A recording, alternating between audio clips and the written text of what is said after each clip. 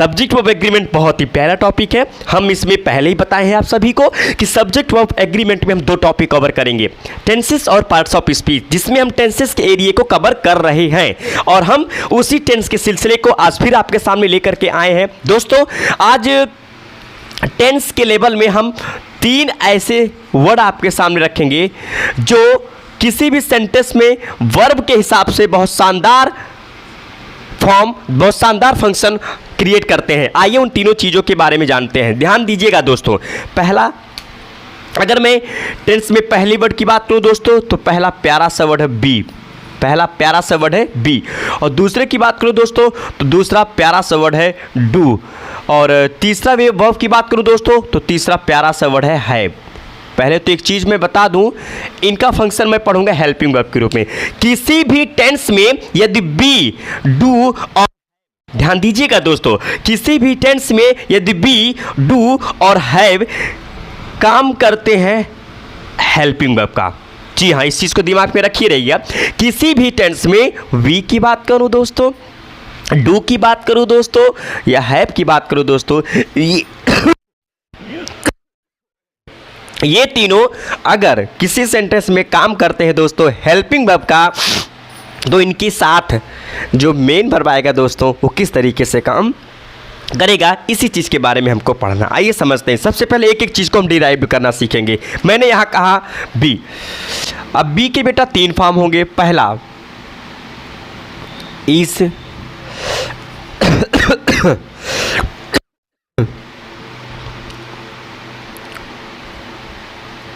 पहला is, M और are. जी हाँ दोस्तों, इस इज, एम, आर की बात करें तो इसको बी का फर्स्ट फॉर्म कहते हैं, बी का फर्स्ट फॉर्म कहते हैं। और दूसरा है दोस्तों वाज और वर। अगर मैं इस वाज और वर की बात करूं दोस्तों तो इसे बी का सेकंड फॉर्म कहते हैं दोस्तों। और थर्ड है इसका बीन।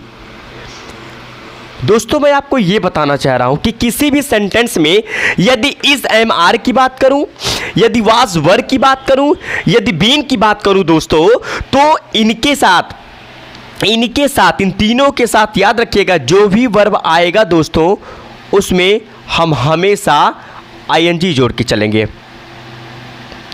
इसमें हम हमेशा आईएनजी जोड़ करके चलेंगे। यहां से कभी कभी क्या होता है आपके सामने ये हेल्पिंग वर्ब। और एक चीज और ध्यान दीजिएगा कि ये तीनों सेंटेंस में हेल्पिंग वर्ब का काम करेंगे। जैसे मैं आपके सामने एग्जांपल लिख रहा हूं, थोड़ा सा ध्यान दीजिएगा। जैसे हमने एक एग्जांपल लिखा, पहला सेंटेंस हमने कहा दे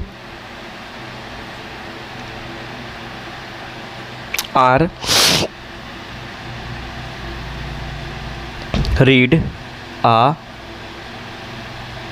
बुक। यदि सेंटेंस की बात करूं दोस्तों तो इसमें दे की बात करूं तो दे इस सेंटेंस का सब्जेक्ट होगा माय फ्रेंड्स। आर की बात करूं तो आर इस सेंटेंस का हेल्पिंग वर्ब होगा। और मैंने कहा ना यदि इस, एम, आर, वाज, वर या बीन इन तीनों में से कुछ भी हेल्पिंग वर्ब का काम करेगा, तो उसके बाद जो वर्ब आएगा उसमें क्या जोड़ेंगे, आईएनजी। अर्थात यहाँ हमें क्या लगाना होगा दोस्तों, आईएनजी। अब ये हमारा आंसर सही है और ये यहाँ पर काम किसका करा दोस्तों, मेन वर्ब का। बाकी ये हमारा ऑब्जेक्ट है।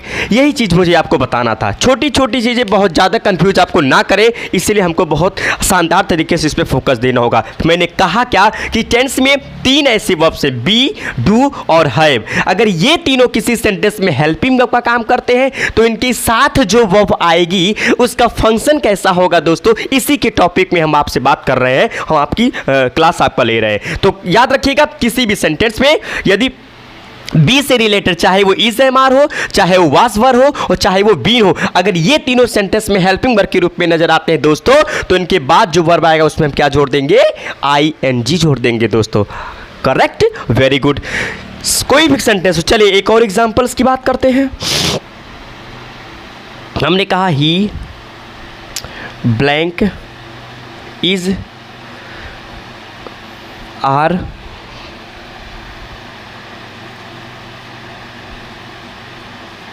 Spoken English. दोस्तों एक और क्वेश्चन मैंने आपके सामने बहुत शानदार तरीके से लिखा है। पहले इस क्वेश्चन को आप बताइए इसका आंसर क्या होगा, आप दिमाग लगाइए फिर मैं बताऊं। पहले इस क्वेश्चन को शानदार तरीके से देखिए, इसमें एक नहीं दो करेक्शन है दोस्तों। सब्जेक्ट मैंने बताया क्या है, एक काम करिए पहले सेंटेंस का सब्जेक्ट बताइए। इस सेंटेंस का सब्जेक्ट दोस्तों क्या है, ही है। जी हाँ, इस सेंटेंस का सब्जेक्ट क्या है दोस्तों, ही है। शाबाश। और आपको मैंने बताया है कि इस सेंटेंस में सब्जेक्ट ही है और ही होने के साथ साथ जो सब्जेक्ट ही है वो सिंगुलर है दोस्तों। क्या है, सिंगुलर है। और शायद पहले दिन के क्लास में मैंने बताया था कि यदि सब्जेक्ट सिंगुलर होगा तो उसके साथ जो वो सिंगुलर होगा। और आप जानते हैं कि इसमें इज सिंगुलर है और आर प्लूरल है, और ये सिंगुलर तो इसके साथ सिंगुलर बन पाएगा, यानी इज कहना सही होगा और आर कहना क्या होगा दोस्तों, गलत होगा। ये पहले दिन की क्लास में हमने बताया था। ये सिंगुलर है और ये प्लूरल है और ही भी सिंगुलर है, तो यदि सब्जेक्ट सिंगुलर होगा तो हेल्पिंग वर्ब भी सिंगुलर होगा दोस्तों। क्योंकि इज की बात करूं तो ये भी सिंगुलर है और आर की बात करूं तो ये प्लूरल है, और सब्जेक्ट यदि सिंगुलर होगा तो वर्ब भी हमारा सिंगुलर होगा, अर्थात इज कहना ज़्यादा सही होगा दोस्तों और आर कहना गलत होगा। खैर, ये पहला करेक्शन हमारे सामने तैयार होता है दोस्तों। दूसरे करेक्शन की बात करूं तो मैंने बताया ना, यदि इज एम आर या वाज वर्ब हो या बीन हो, इनमें से कोई भी वर्ब यदि हेल्पिंग वर्ब का काम करेगा तो उसके बाद जो वर्ब आएगा उसमें हम क्या जोड़ देंगे, आईएनजी। फिलहाल आईएनजी दोस्तों हमेशा फर्स्ट फॉर्म में जुड़ता है। आपके लिए क्वेश्चन है, आईएनजी हमेशा फर्स्ट फॉर्म में ही जुड़ता है, ऐसा क्यों? इसका क्लास में बहुत जल्द आपके सामने लेकर के आऊंगा। फिलहाल आज के लिए क्वेश्चन दिमाग में नोट कर लीजिएगा कि आईएनजी किसी वर्ब के फर्स्ट फॉर्म में ही क्यों जुड़ता है। कभी सेकेंड फॉर्म या कभी थर्ड फॉर्म में हमने जी को जुड़ते हुए दोस्तों नहीं देखा है। आईएनजी सिर्फ फर्स्ट फॉर्म में ही क्यों जुड़ता है, इसका रीजन आप हमको यदि मालूम कमेंट बॉक्स में जरूर कमेंट करके बताइएगा दोस्तों। फिर मैं अगले क्लास में किसी क्लास में मैं इसका रीजन भी आपके सामने बहुत शानदार तरीके से एक्सप्लेन करके बताऊंगा आपको। फिलहाल यहाँ देखिए कि इज लगा है तो इसके बाद जो वर्ब आएगा वो आईएनजी फॉर्म में होगा। तो दोस्तों इसको आईएनजी फॉर्म में लाने के लिए ये सेकंड फॉर्म में, पहले तो इसको फर्स्ट फॉर्म में लाइए, तो स्पोक का फर्स्ट फॉर्म दोस्तों स्पीक होगा। जी हाँ, स्पोक क्या होगा दोस्तों, स्पीक होगा, और इसी में हमने क्या जोड़ दिया, आईएनजी। आप यहां देख सकते हो दोस्तों कि स्पीक की बात करूं तो ये फर्स्ट फॉर्म में है और यहां पर हमने क्या जोड़ दिया है, आईएनजी। तो किसी भी is am are was verb या बीन हो, इनके बाद जो भी वर्ब आएगा दोस्तों उसमें क्या जोड़ेगा, आईएनजी। ये पहला दायरा कंप्लीट होता है बी का। मैंने क्या बताया कि किसी भी सेंटेंस में यदि बी से रिलेटेड कोई भी वर्ब होगा दोस्तों, और यदि इसमें से कोई भी वर्ब हेल्पिंग वर्ब के रूप में नजर आता है तो उसके बाद जो वर्ब होगा दोस्तों उसमें क्या जोड़ेंगे, आईएनजी। कहानी समझ में आ गई होगी। एक काम करिए, इसको पहले राइट कर लीजिए फिर डू की तरफ चलते हैं दोस्तों।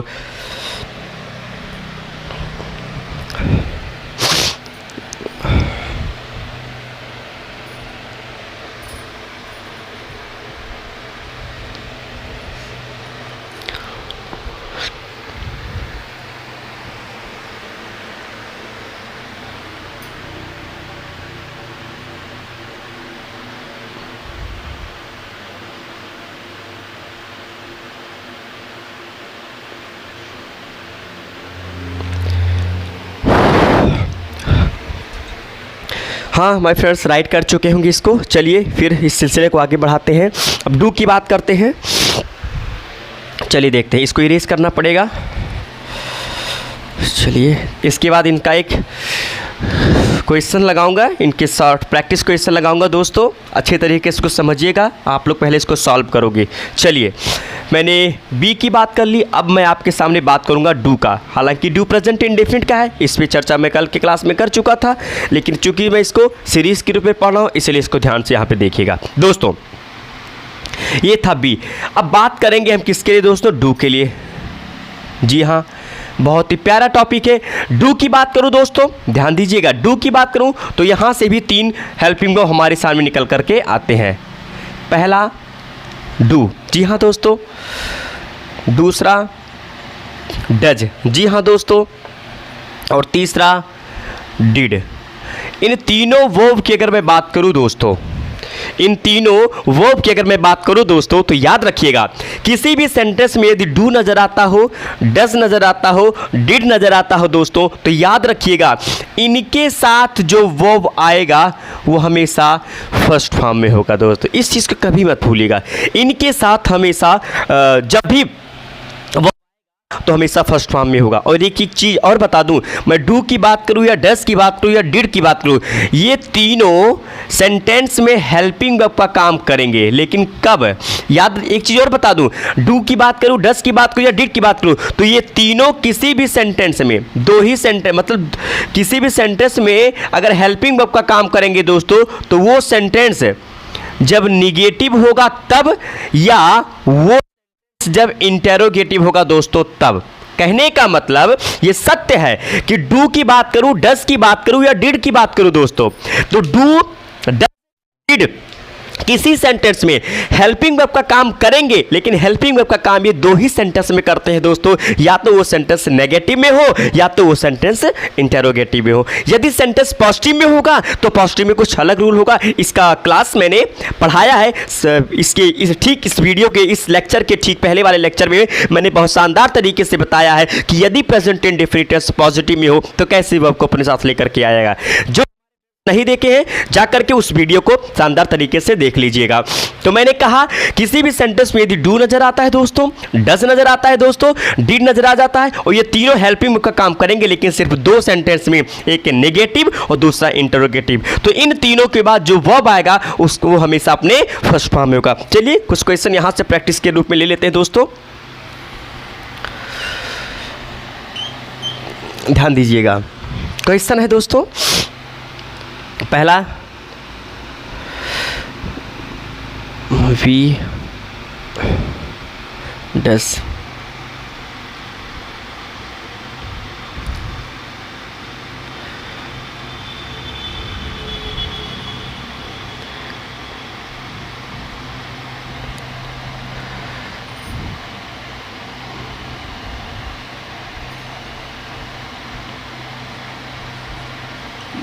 जी हाँ, आप यहाँ देखिए क्वेश्चन मैंने लिखा है आपके सामने, मैंने लिखा we does written a story. आप बहुत अच्छे तरीके से इस क्वेश्चन को सॉल्व कर सकते हो।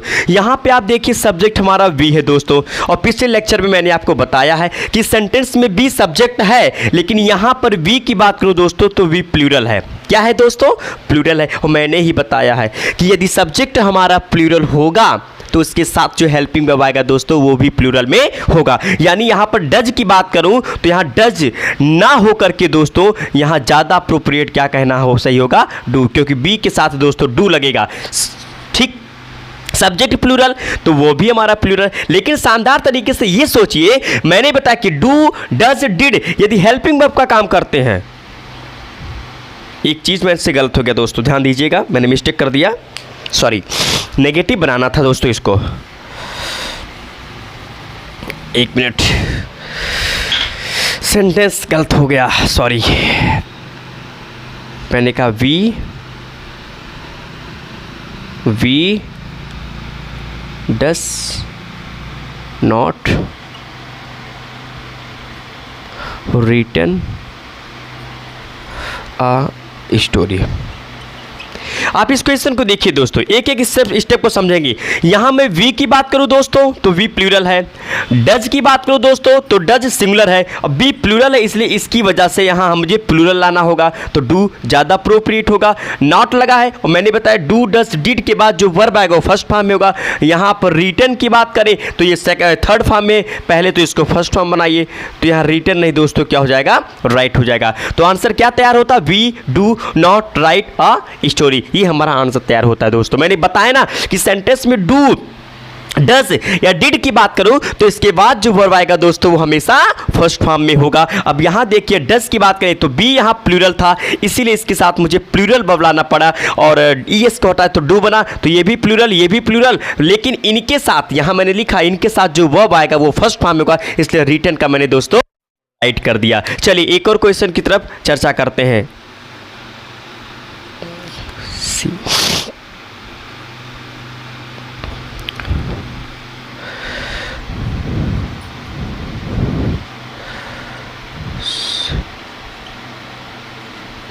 जी हाँ दोस्तों, नेक्स्ट क्वेश्चन की बात करूँ तो आप यहाँ देख सकते हैं, यहाँ पे अगर सी की बात करूँ दोस्तों तो सी सब्जेक्ट है दोस्तों। क्या है दोस्तों? सब्जेक्ट है। इसके बाद इस डिड की बात करूँ तो आप खुद देख लीजिए, डिड यहाँ पर हेल्पिंग वर्ब है, डिड यहाँ पर हेल्पिंग वर्ब है, सी यहाँ पर सब्जेक्ट है और डिड है पास्ट टेंस का हेल्पिंग वर्ब। पास्ट टेंस में सिंगुलर और प्लूरल कुछ ऐसे टेंसेस हैं जिसमें मायने नहीं रखते हैं। ये मैं किसी वीडियो में इस पे डिस्कस करूंगा शानदार तरीके से। डिड है दोस्तों, डिड के बाद यहाँ नॉट लगा है। फिर देखिए डू डज डिड के बाद जो वर्ब आएगा फर्स्ट फॉर्म में होगा। यहाँ आप देख लीजिए सेव्ड लिखा है, और किसी वर्ब में अगर ईडी जुड़ा हो दोस्तों तो सेकंड फॉर्म होता है, उसको फर्स्ट फॉर्म बनाइए, अर्थात यहाँ से डी को आपको हटाना पड़ेगा। तो आंसर हमारा क्या जस्टिफाई होगा दोस्तों? See, did not save the child. तो हम उम्मीद करते हैं कि आपको ये भी टॉपिक बहुत बढ़िया समझ में आया होगा। मैंने बी को कवर किया, इन तीनों में से कोई भी वर्ब आएगा आईएनजी फॉर्म में होगा, इन तीनों में से कोई भी वर्ब आएगा वर्ब का फर्स्ट फॉर्म लगाएंगे। ये आपके सामने क्वेश्चन, इसको भी आप नोट कर लीजिए दोस्तों। फिर हाई वाले पे चलते हैं।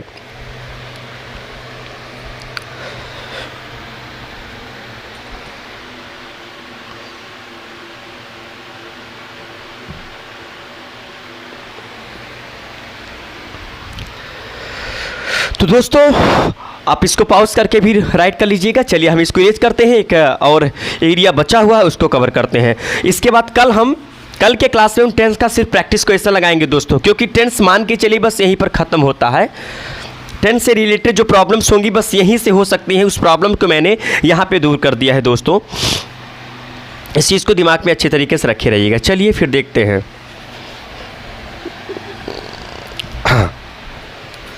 तो अच्छे तरीके से समझिएगा, ये तीसरा दायरा मुझे पढ़ना है। मैंने बी पढ़ा, डू पढ़ा, और इसी टेंस का एक और दायरा है दोस्तों जिसकी मैं बात करूं हैव।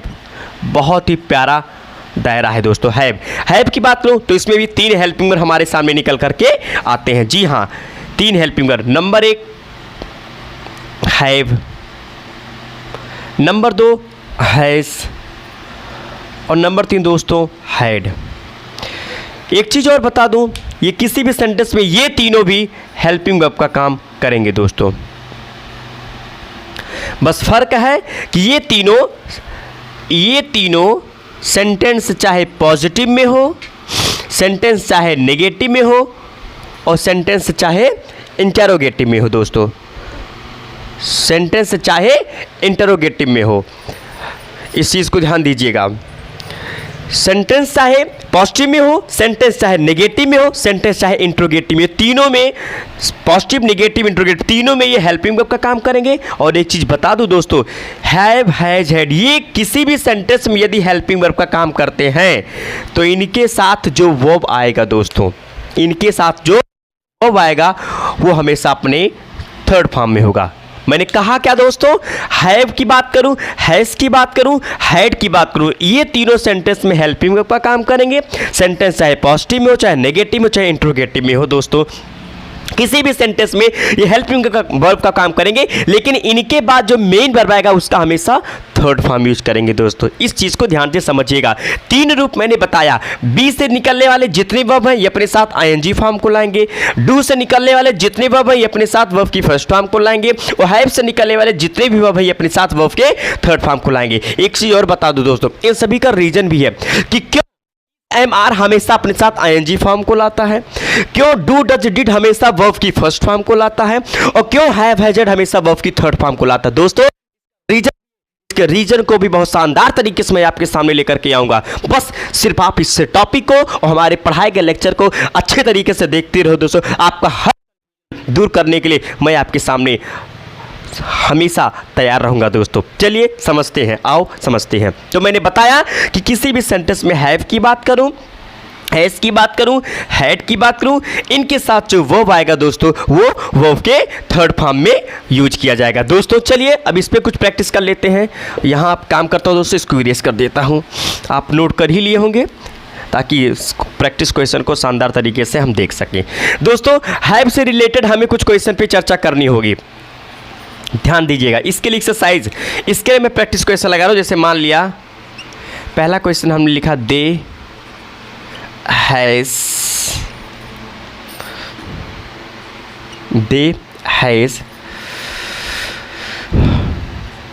टेल मी, ये क्वेश्चन मैंने लिखा।